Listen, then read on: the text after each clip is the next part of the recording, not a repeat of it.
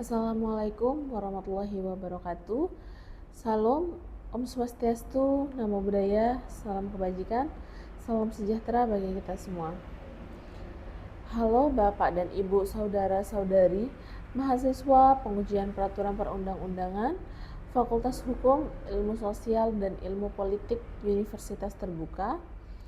Salam semangat dan selamat datang di minggu kelima tutorial online kita.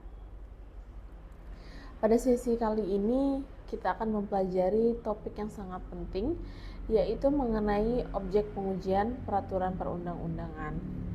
Nah, melalui materi ini Anda diharapkan dapat mampu memahami apa sih yang dimaksud dengan objek pengujian serta jenis-jenis objek yang dapat diuji dalam sistem hukum di Indonesia.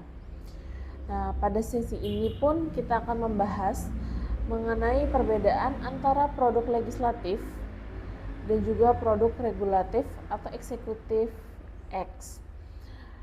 Lalu termasuk juga pada pengujian terhadap undang-undang, kemudian peraturan di bawah undang-undang, serta lampiran-lampiran undang-undang yang dapat menjadi objek pengujian.